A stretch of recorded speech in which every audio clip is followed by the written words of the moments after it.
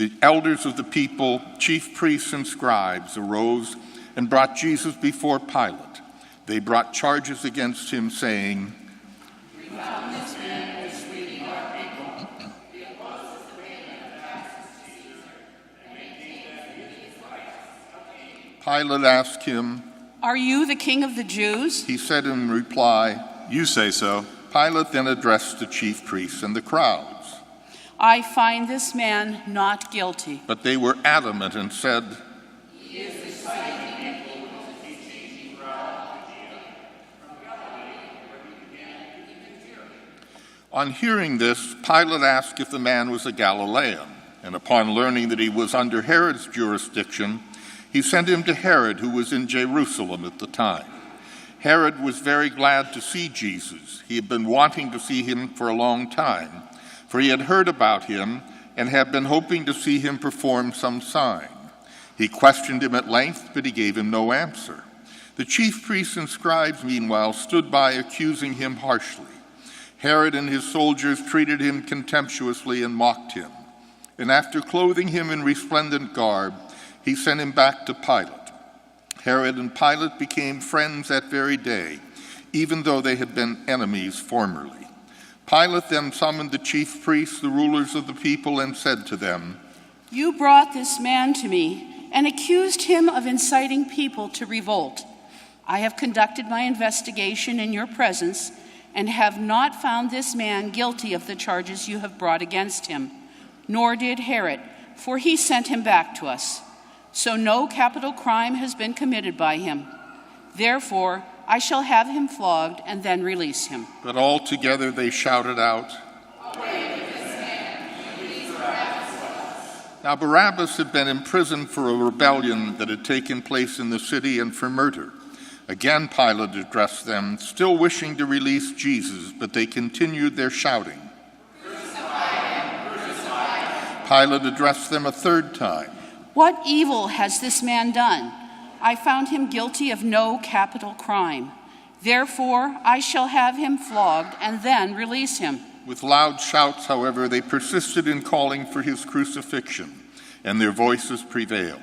The verdict of Pilate was that their demand should be granted. So he released the man who had been imprisoned for rebellion and murder, for whom they asked, and he handed Jesus over to them to deal with as they wished. As they led him away, they took hold of a certain Simon, a Cyrenian who was coming in from the country, and after laying the cross on him, they made him carry it behind Jesus. A large crowd of people followed Jesus, including many women who mourned and lamented him. Jesus turned to them and said, "Daughters of Jerusalem, do not weep for me. Weep instead for yourselves and for your children. For indeed the days are coming when people will say, 'Blessed are the barren, the wombs that never bore, and the breasts that never nursed.' At that time people will say to the mountains, 'Fall upon us,' and to the hills, 'Cover us.' For if these things are done when the wood is green, what will happen when it is dry?" Now 2 others, both criminals, were led away with him to be executed. When they came to the place called the Skull, they crucified him and the criminals there, one on his right, the other on his left. Then Jesus said, "Father, forgive them. They know not what they do." They divided his garments by casting lots. The people stood by and watched. The rulers meanwhile sneered at him and said, "He saved others, let him save himself, and is the chosen one. Even the soldiers jeered at him. As they approached to offer him wine, they called out, "If you are king of the Jews, save yourself." Above him there was an inscription that read, "This is the King of the Jews."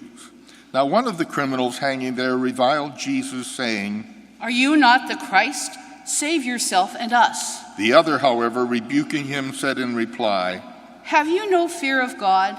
For you are subject to the same condemnation. And indeed, we have been condemned justly, for the sentence we received corresponds to our crimes. But this man has done nothing criminal." Then he said, "Jesus, remember me when you enter into your kingdom." He replied to him, "Amen, I say to you, today you will be with me in paradise." It was now about noon, and darkness came over the whole land until 3 in the afternoon, because of an eclipse of the sun. Then the veil of the temple was torn down the middle, and Jesus cried out in a loud voice, Father, into your hands I commend my spirit. and when he had said this, he breathed his last.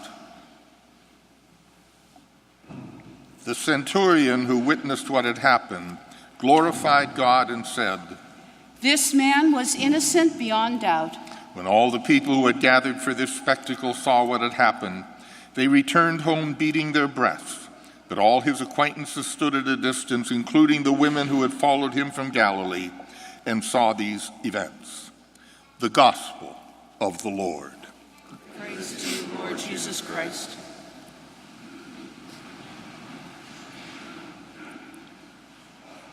This coming week is about death. It's about the pain that we feel when we surrender someone we love to the grave. It's a pain that can be so deep in the pit of our stomach that no one can touch it. In fact, we can't even touch it ourselves. Only time will begin to ease its horror. But by the time we come together next weekend, Jesus Christ will have conquered death, and it no longer has a hold over us. Because of what will happen, death and the separation from those we love is only temporary. We are told that we will see them again, we will know them again, and we will enjoy their love again. Don't ever doubt that promise of Jesus Christ. In closing, let me share a brief story. This happened about 40 years ago. There was a family in the parish, and the father was dying of cancer, and I took him communion every Friday. Eventually he died, and I buried him. One of the daughters was coming out of church, and she said to me, Father, Mother's been diagnosed with stage 4 cancer. And so I said, well, what can I do? And so I started taking her communion. It was a wonderful family, 2 adult daughters and an adult son. One day the daughter called me and said, Father, hospice is here. And they said the end will come today. And I said, okay, I'll be right out. And when I got there, the woman was comatose. And if you've ever been at a deathbed, it was that awful labored breathing where they gasp for every breath. And you stand there praying it'll be their last breath, that they can be freed from this. And I said to them, let's say a prayer, which we did.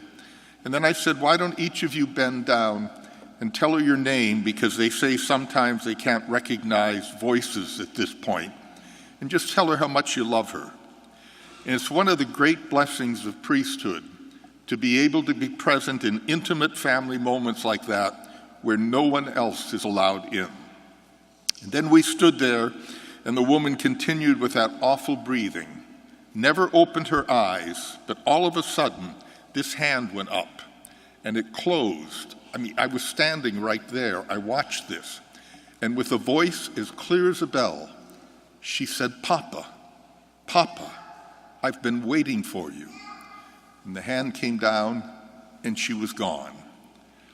Do I understand what that means? No. But I can tell you, it reinforces my faith that the grave is not the end. It is merely a door to a new and eternal day. Amen.